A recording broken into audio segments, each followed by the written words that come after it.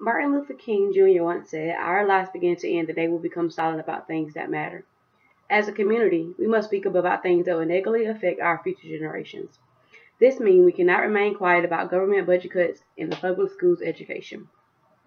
Public education has always been about the development of each child as an individual to the fullest of their abilities for the ultimate benefit of society. However, now it is all about profit and what they can do and what they can remove from public schools to have access to more money. So due to public budget cuts and public funding leaving negative effects on the students, we must demand more money towards low-income communities and their children's education. Today I will introduce two solutions that hold hope for change regarding these unnecessary budget cuts.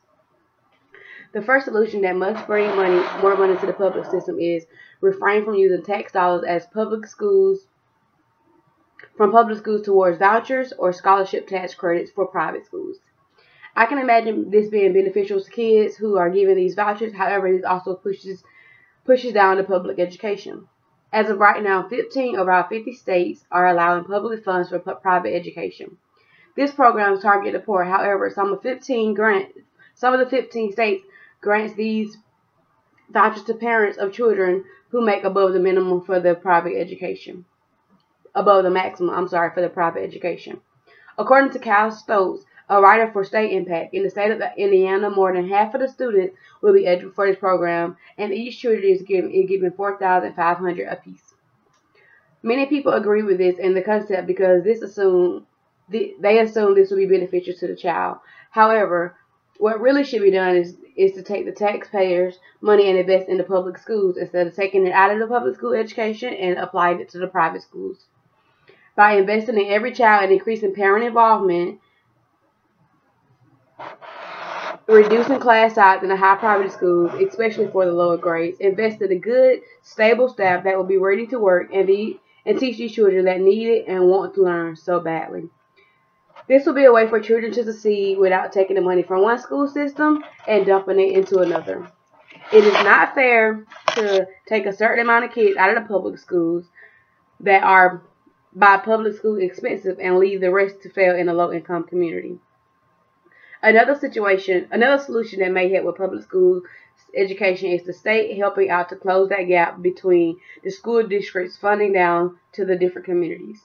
Have you ever heard of property taxes or local taxes? The problem with schools' funding system is that it relies so heavily on local property taxes. So those low-income communities' property taxes are already lower than the higher-income communities. With public school depending on the taxes, some schools will get better and more taxes than others, even if the schools are only a block away from each other. The schools depends on the taxes from the surrounding neighborhoods. If those nice neighborhoods have successful businesses and nice houses, their taxes will be higher, which will help out the school in the community. However, if a neighborhood doesn't have any business open, nor any nicer houses, they won't get as much taxes to help fund the school. To help poorer schools compensate for that imbalance, some states step in. In 2013, North Carolina provided 2/3 of its schools funding. Some of the states, Alabama for example, do not provide that extra amount of money needed to pick up the slack in these classrooms. If all states stepped in and helped the schools, it would be a better way for the public school to increase its funding.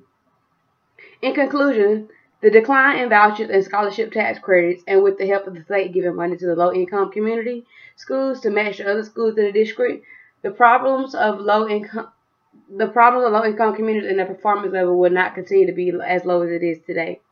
Although these solutions won't be put into action overnight, over time these will be beneficial to the problem. We must demand money in order to see our future generation achieve their dreams. As I wrap it up today with this topic, think about the quote by Albert Einstein.